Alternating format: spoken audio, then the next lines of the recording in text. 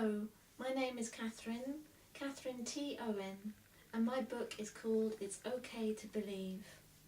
But I'll start by telling you a bit of my story. I was bedbound for 14 years, and I couldn't move much, I couldn't speak much, and I couldn't feed myself. And I became very motivated at this time to put my roots down into a reality beyond this world. I needed to do that to keep sane. So I really committed to certain spiritual practices. And quite early on that journey, my head started filling with what I call inspirations. That's poems and thought bites on the spiritual journey. And when I read them, they moved me forward on that journey. And my hope and my experience is that they can do the same for others.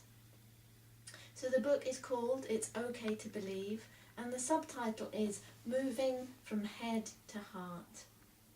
And this is about the part of the spiritual journey where I'd had many spiritual experiences, and yet my mind kept chattering away with doubts and questions which were slowing me down. At that time, I wasn't comfortable with the word God. I certainly wasn't at peace with my religion of origin, which is Christianity, and I actually felt quite embarrassed by how seriously I was taking the spiritual journey. So I needed to move from head to heart, from the chattering mind into a place where I could just allow myself to receive God's love. And if you want to make that journey too, if you are on that journey, this book can help you do that.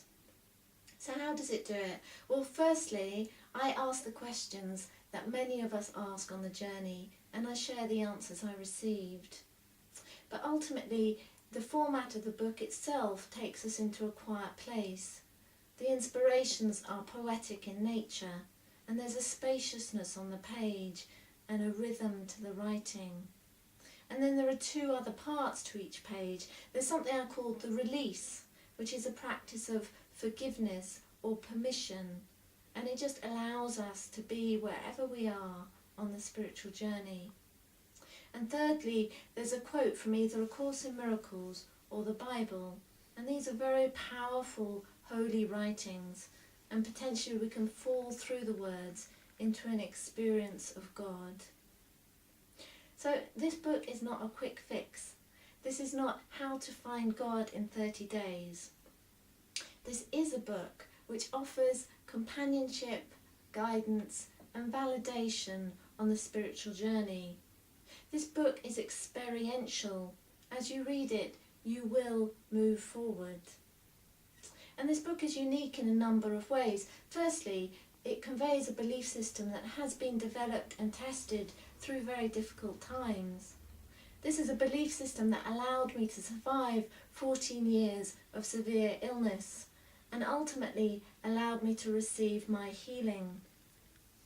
It's also a book that no one, including myself, could simply sit down and write. These are inspirations that came to me as I asked those questions and received those answers. It's also unusual in that it can appeal both to the head and the heart.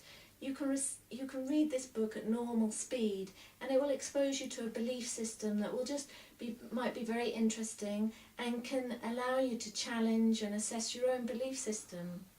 Or you can read it slowly and meditatively, just to take you into a place of stillness. As I say, I've written a number of books, so if this book speaks to you, you can be confident there will be more to guide you on other aspects of the spiritual journey. And I'm also in the process of setting up a website where I will share the spiritual practices that took me to the place where I received these insights and this inspiration. So that's it from me. Thank you very much for listening. I would love it if you vote for me, but either way, I send you my love. Be blessed.